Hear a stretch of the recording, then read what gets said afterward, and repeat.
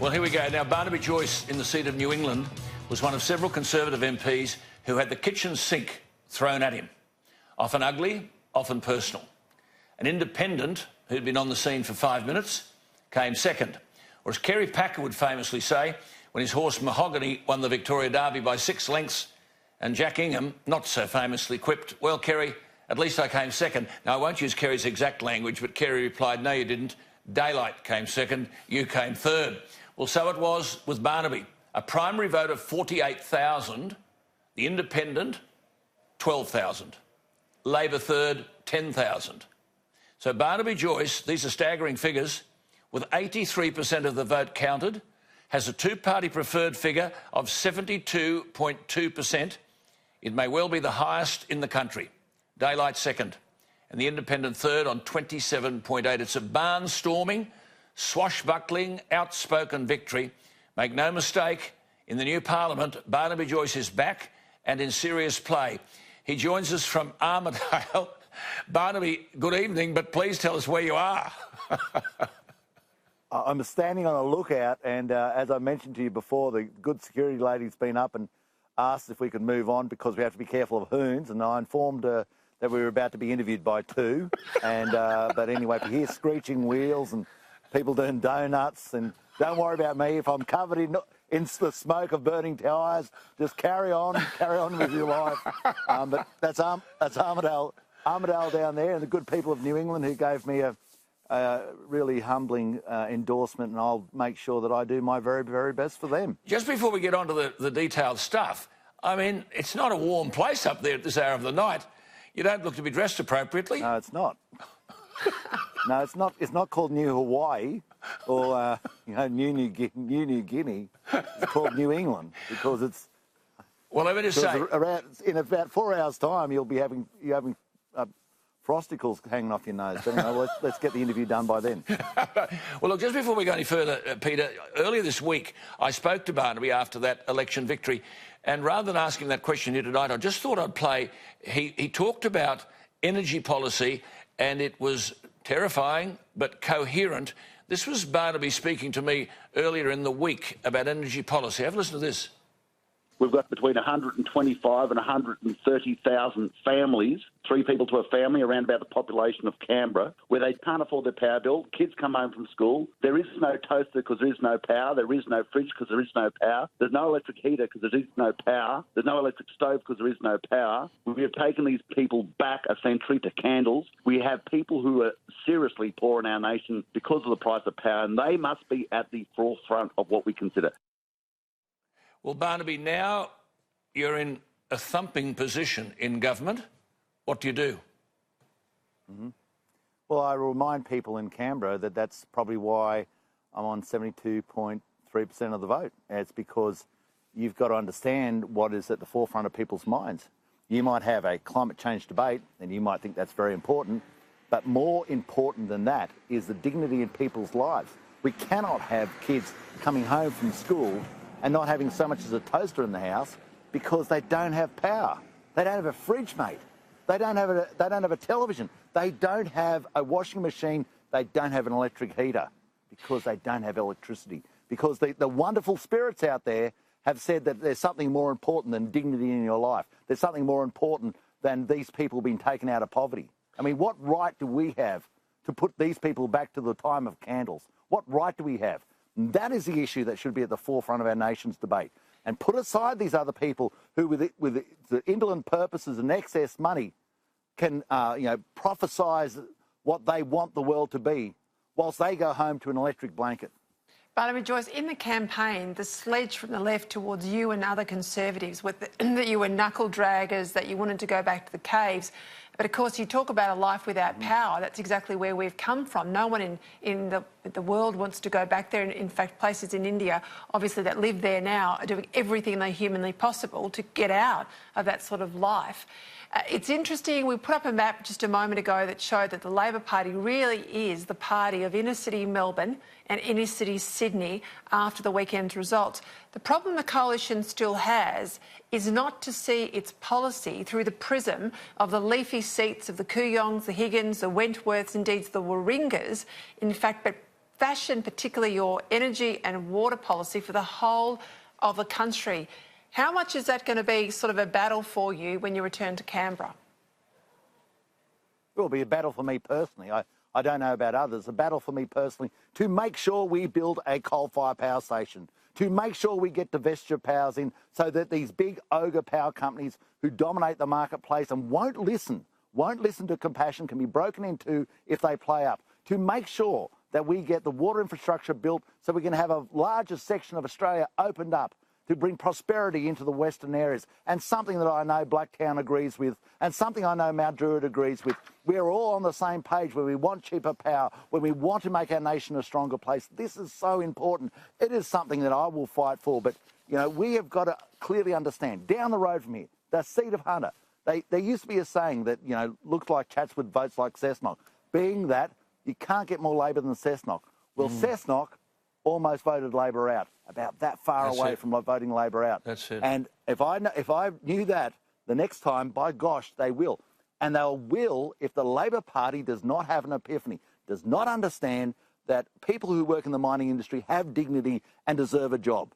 That they've got to understand that the people who cannot afford their power come first. Come first. Good on you, and Barnaby. When you talk like that, that's how you get a vote. Barnaby, it is. I mean, the hypocrisy of taking a government taking $65 billion in export income from coal exports so that India and China and Japan can have cheap energy, which is being denied to Australians.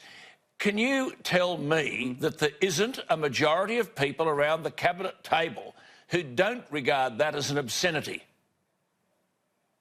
Well, and you just explain to them. Explain to them the people in the Hunter Valley, in Muswellbrook. They see this big long coal train winding through their town, on its way to the port, where the coal goes to South Korea, where the power from our coal is now cheaper than in Australia, in Muswellbrook. That goes to China, where their power is cheaper than our power in Muswellbrook. Or goes to Japan, where their power now is cheaper than our power in Muswellbrook. It just doesn't work. It doesn't make sense. And in Cabinet or wherever, they have got to understand this. But you watch. I know how their zeitgeist works. And so do you, Peter, and so do you, Alan. All of a sudden, the more informed spirits, the more inclined will be coming out of their leafy suburbs and saying, oh, no, we've got to be a bit careful. Maybe we should, we've just got to temper this a bit. Don't talk too much about coal, please. Don't talk too much about coal. It's not that we believe that it's a rock endowed with an omnipotent spirit. We believe that it's a mechanism for getting affordable power to people. And all we've had is promises of something that might happen in the future. But we know that in the past, Australia had its cheapest power in the world, the cheapest. And now we know Australia has the dearest power in the world. And whilst that is happening, people behind me in Armidale in the middle of the night will be cold because the only thing they'll be able to afford to run in their house, in the poorer houses, will be their fridge. So they'll compromise their heater to run their fridge if they're a pensioner. And that is something that I find absolutely disgusting. Absolutely. Good on you. Now, Barnaby, earlier this year, there was an area in North Queensland greater than England underwater. Some of those areas had 72 inches of rain, not a cup harvested, out into the ocean. 94% of New South Wales is in terrible drought. 55% of Queensland is in terrible drought. Surely to God, someone around that same cabinet table has got the wit and wisdom to institute a policy that will water Australia. How do you approach that? Well, I believe that the vision of the people, the western suburbs of Sydney and the western suburbs of Brisbane have that same vision, that they have that same desire for Australia to be a stronger nation, a better nation. That in Ross River Dam, 2,000 cubic metres per second was spilling over. That's 176 gigs a day. And to put it in plain English, that's 2 Sydney harbours a week. Go have a look at Sydney Harbour while you're driving over the bridge and say, 2 of these a week were flowing out to sea from North Queensland from one river. And there's multiple rivers. And if we take those rivers and move them inland, take them to the Burdekin where we store it, move it into the Flinders and then to the Thompson, then to the Warrego, we can irrigate vast sections Barnaby, I'm going to have to jump in there. Plains. I know you have raised this, and you and I spoke about it behind closed doors, in Parliament, in opposition, in government, so many times. We can spend $60 billion of taxpayers' money on an NBN cooked up by Stephen Conroy and Kevin Wright on the back of a coaster on an aircraft jet. Surely we can put $15 to $20 billion into the Bradfield scheme Mark II. Forget Snowy 2.0. This would then, give all of that farming country, Western Queensland, Western New South Wales, the chance to grow crops and other products, food and fibre, to really take advantage of those FTAs and make us as drought-proofed as a place like Australia can be. Can you please thump the table in Canberra now and get that moving? Oh, I will drive it. And I always say to people, and it always gets a head nod. It did the other day at a meeting. I went to a Probus meeting, first meeting back after the election. And as soon as you say, and God forbid this ever happens to us, but if this place was China, they'd be starting on it right now. They wouldn't be mucking about worrying about the burralong frog or the scaly nymph or whatever. They would be right into it because they'd understand. And you listen to this, Sir Leo Hilshire, head of Treasury in Queensland for 46 years, under the Liberal Party, the National Party and the Labor Party, has a big bridge named after him, like the Harbour Bridge in Brisbane, named after him. They think he's all right. Said, you wouldn't need to have the government put forward $1. They could do it as a corporate entity. They could make this thing work. And that's what's so frustrating, this sense of inertia. The Greens, the left, they worship the god of inertia. If nothing's happening, it's a moral good. Well, we've got to change that round and say we are the people who are going to make things happen. Good on you. Well, look, making things happen, we could talk to you all night. I want to raise one other thing, because not far behind you is the Queensland border, and just over the Queensland border there is vegetation legislation which prevents farmers from using their own land as they want to use it. One farmer, Dan McDonald, is facing a $120,000 fine at court because he chose to feed his dying cattle on his own mulga.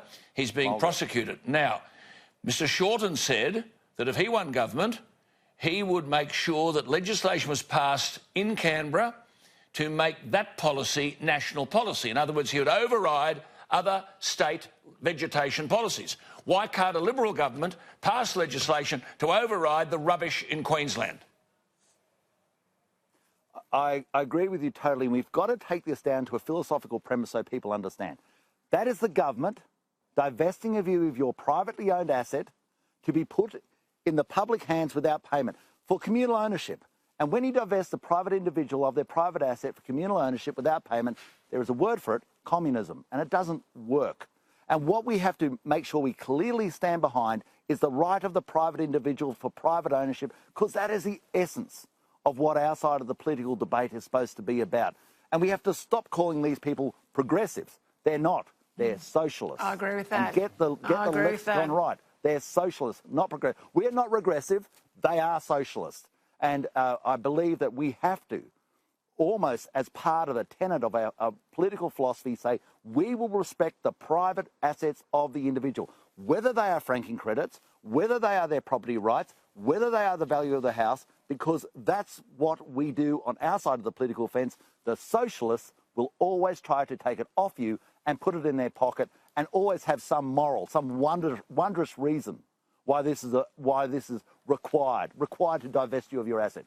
So that gentleman, McDonald, in the Western Queensland, near Charleville, who was trying to feed his stock with a private asset, with an asset that he would have been paying the lease payments on, it would have been a 99-year lease, but he would have had to buy the property, pay the bank back the money that he owed them. He is on risk on going to jail. Correct. Because he chose to use a private asset for a proper good, which is feeding his stock. Barnaby, we'll end it there. Peter and I have been around a long time. I think we can agree that is one of the most outstanding expositions of tomorrow's Australia that we've heard in a long, long time. So, Barnaby, I think everybody watching tonight is wishing you well, congratulating you, and grateful for the passion, and you're back in form. And I hope you'll go for broke and break a couple of cabinet tables in order to make change. So we'll talk again, and we'll talk often. I want to thank the people of New England. Thank the people of New England. These are the people who gave me the jobs. I'm humbled by it. I'm going to work as hard as I can for you. Good on you, Barnaby. Go off and get a jacket on and stay warm. And all the best to Vicky and the baby and the one to come. There's one on the way. Yep, Thomas. Thomas is almost here. Okay. What about that?